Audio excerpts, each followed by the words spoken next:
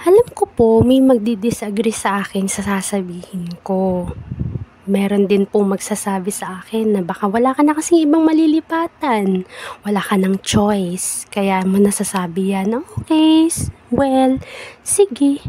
Pero kung okay lang po, pakipakinggan nyo muna po ito. Baka sakaling makapulot kayo o may ma-realize or makapag-reflect kayo. Here we go. First thing, pag-usapan muna natin, bakit nga ba may mga taong okay naman sila, lahat ng magagandang katangian ng isang employee o employer ay nasa kanila naman. But well, they can't satisfy others in their job. What's wrong? Baka naman kasi nawawala na yung M dun sa Mars model natin. By the way, ang Mars model is motivation, ability, role perception, and situation.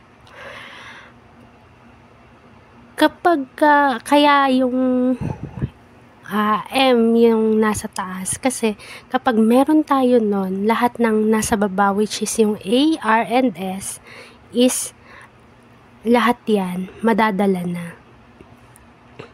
Kasi pag wala tayong motivation, kahit anong galing natin,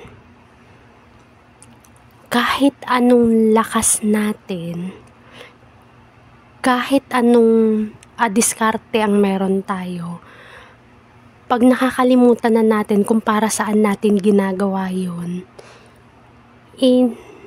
kumbaga, nawawala ng value yung effort na ginagawa natin kasi hindi tayo nakakasatisfied ng iba. Then, nawawalan din ng bisa yung role perception.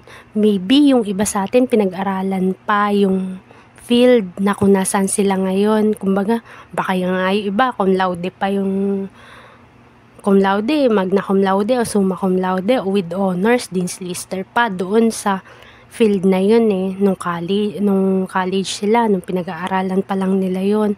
Baka nga sila pa yung talagang hayok na hayok sa pag-aaral, di ba? But yet, nung nagtatrabaho na sila, hindi sila nakakasatisfied. Kasi, nakakalimutan nila kung para saan o para kanino sila nagtatrabaho. Nawawala na sila ng motivation o ng gana dun sa trabaho. Kasi, yun nga, nawawalan sila ng nabe-burnout sila. Minsan nawawalan na sila ng sigla. Kasi nga, wala na yung M, which is yung motivation. Yung situation, may iba't ibang sitwasyon kasi sa loob ng workplace natin. Yung working environment, toxic na katrabaho, toxic na customer or clients. Pero kung may motivation ka, baliwala sa'yo lahat yan. Kahit hindi pa suitable sa working environment mo, kahit puro toxic pa yung mga kasama mo, kahit na mura-murahin ka pa, sigaw-sigawan ka pa ng mga customer o client, okay lang sa'yo.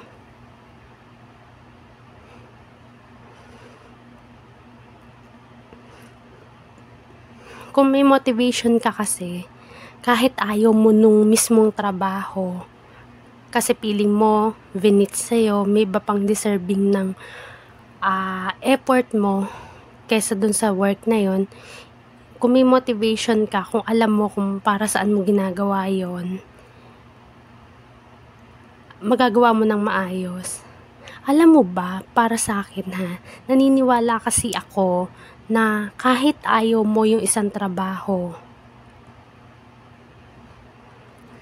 kung may motivation ka, magagawa mo yun. Alam mo ba na kapag nagawa mo yung isang trabahong ayaw mo, nakasatisfied ka ng tao dahil doon, is a greatest achievement na matatanggap mo sa buhay mo. Bakit?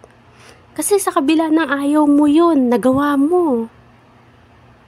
Kasi nga, alam mo kung para saan mo ginagawa o para kanino mo ginagawa. Yung may mga pamilya na para sa mga anak nila, sa family nila, yung mga dalagat binata, para sa sarili nila.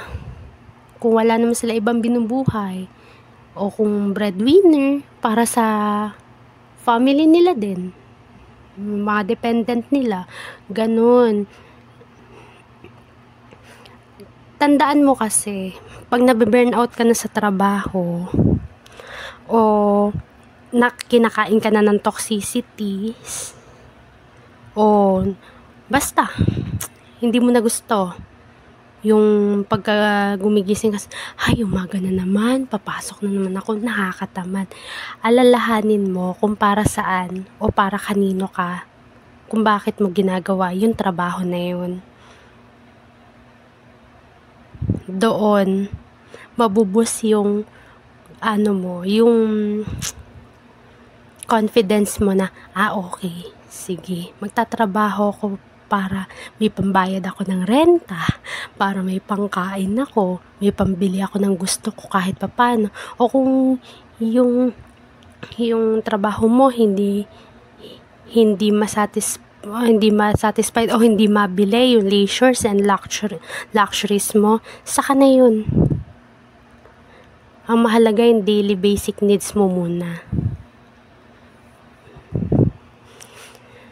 Yung malaking factor kasi na magkaroon tayo ng motivation o maging motivated tayo sa trabaho na ginagawa natin. Matutunan nating mahalin at yakapin kung ano yung meron sa ngayon. Huwag muna tayong maghanap ng wala. Mag-focus muna tayo at embrace muna natin kung ano yung nasa harap natin ngayon. Matutunan muna natin pahalagahan yung trabaho na meron tayo ngayon. Kasi practicality lang and reality lang.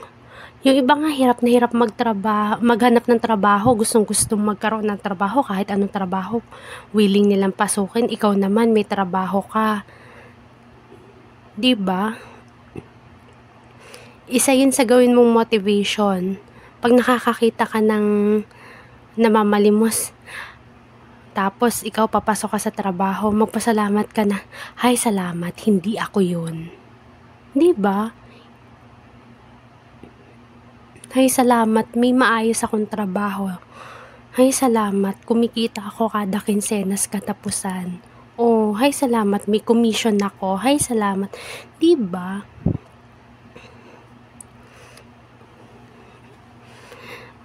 Motivation is the key for you to fulfill your ability, sustain your role perception, adjust and adapt to every situation. Iyon lamang po. Salamat po at magandang araw. Recorder. Hide. List. Pause. Stop. Button.